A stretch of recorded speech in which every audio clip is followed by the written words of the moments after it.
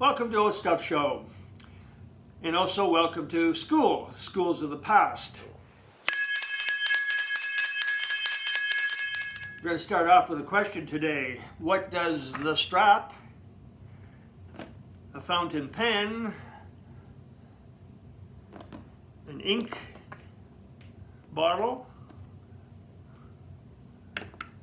a blotter, a book called Dick and Jane, an old tablet, what do these all have in common? Well, they all have in common the fact that they symbolize a very different time period where school was very much different in the past, and the environment at school was also very much different. So I'd like to explore that today with a combination of some nostalgia pieces and some memories from people that I've interviewed personally about their experiences in school in the past. So I guess we could start off by saying that schools were very strict, and there's all kinds of evidence to suggest that. The most common, of course, would be the strap, and this is the actual strap from a school in my city that was discarded in probably the late 60s, early 60s. I only heard of one person, one student getting a strap in the 60s, but it was very common before that, the 40s and 50s, because not only was society strict, so was school. And why did you get the strap? Could be anything from a simple thing like acting out, talking too much, and an alternative to this, if it wasn't serious, would be having a student go up to the board and write 50 times, "I will not talk, I will not talk." And so there are all kinds of little punishments that teachers had at their disposal. But if you compare it to today, some of the fact that a teacher could hit another student seems rather strange when we think of today's laws and values. So, but it was quite acceptable in those days. And often people would tell me if they told their parents that they got the strap at school, they'd get another one at home, even harder. So the utensils that are used were used by students. I guess I should also point out that a school like this is a two-room school. This one is in Chatham, Ontario. These schools still were operating right up until the 50s, but slowly had petered out from one-room schools, two-room schools. And that particular one was just on the edge of the city and remained in operation pretty well to 1953, 4 in there somewhere.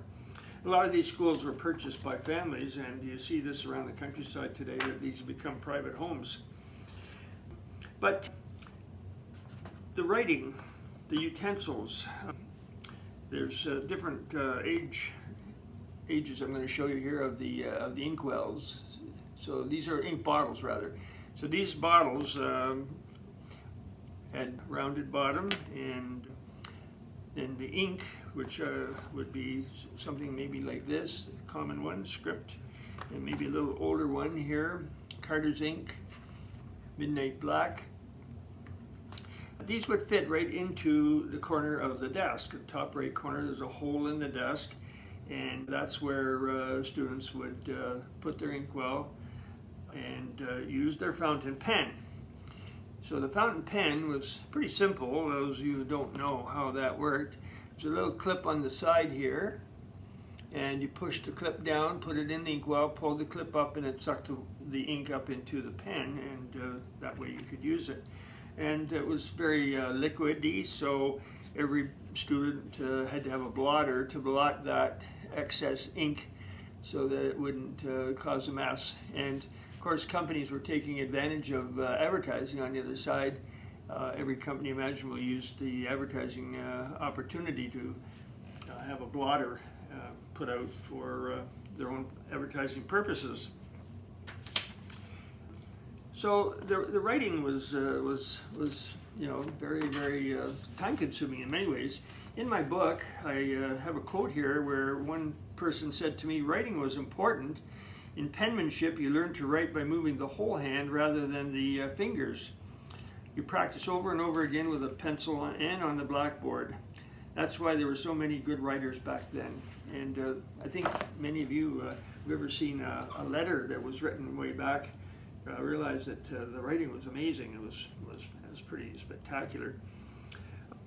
If you go way back, writing was actually a little note-making pad, a tablet like this with a graphite pencil scratched on here, and this was the early 1900s way students were able to record and write and to put answers down and what have you. So then that moved to pencils, and then that moved to fountain pens, and then it moved to ballpoint pens. So there was an evolution, certainly, of that type of writing opportunity. Books, textbooks, in my generation and around where I live, the Fun with Dick and Jane book was common, and everyone, you know, an older person would remember Dick and Jane and the beautiful illustrations in the books. So Dick and Jane and Spot and Puff and Sally, the main characters in the book. And then there were that's a hardcover one. Then there were softcover ones that came out. Just to add to that, this one, the new We Come and Go.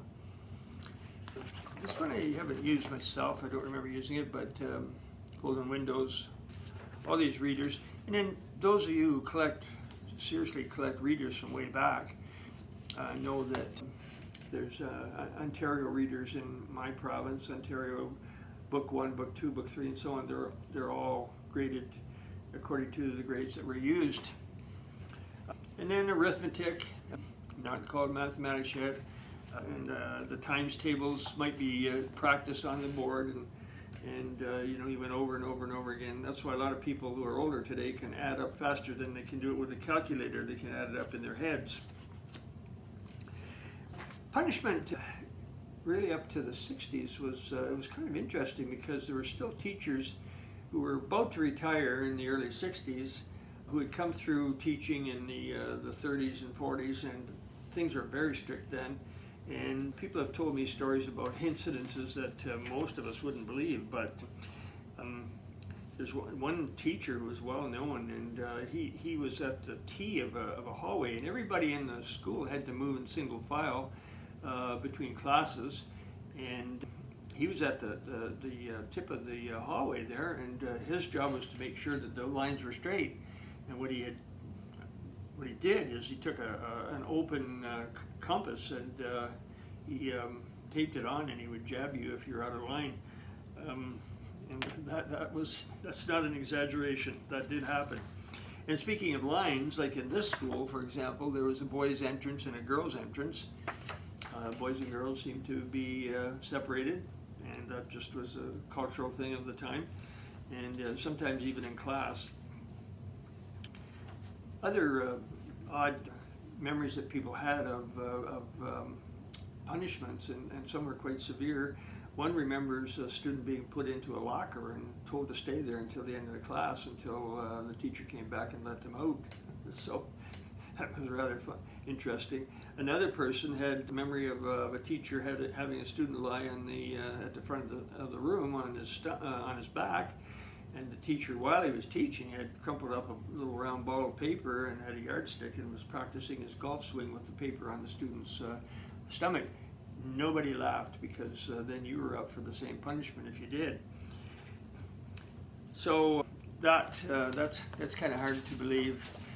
And way back in one of my memories videos, I already quoted this, but this is worth quoting again. One lady says, we made up songs about teachers we didn't like. Mrs. McGeach was one, and I asked her if she remembered it, and she says, oh yes. And then she recited it. Old Mrs. McGeach, the red-headed teach, she goes to church on Sunday to praise the Lord, to give her strength to lick the kids on Monday. And there seemed to be this thing about teachers and being afraid of teachers that students always remembered. I remember one teacher, my grade 9 year at high school.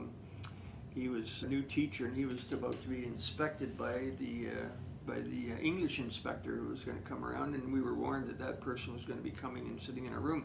The teacher said, though, he's going to be watching you. the students, and you better be on your toes. And he said, if you know the answer, you put your right hand up, and if you don't know the answer, you put your left hand up.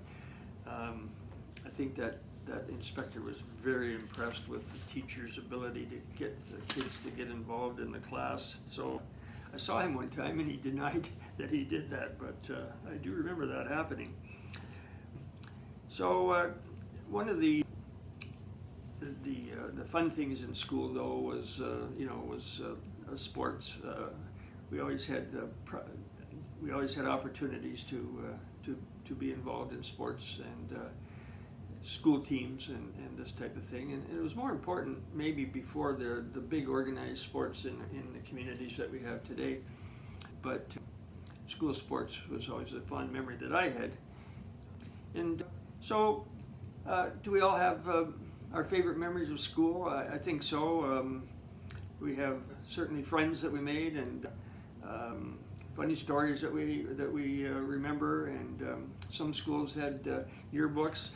Some students had small little autograph books, and that these are actually quite collectible. At the end of the school year, they would go around to their friends, and their friends would write little poems in their autograph book, and some of them were quite funny. But that was a custom that seemed to be going on in the early part of the 1900s. So there's lots of collectible nostalgia with schools, and I know lots of people that do collect just school things. Sometimes it's just books, sometimes it's all the other things that related to school. And so it's a collectible in its own. So I hope you have your own memories of school, and it's something to always keep in your mind and share with your kids. And again, they think you're dinosaurs sometimes when you tell them the way school was when you went to school.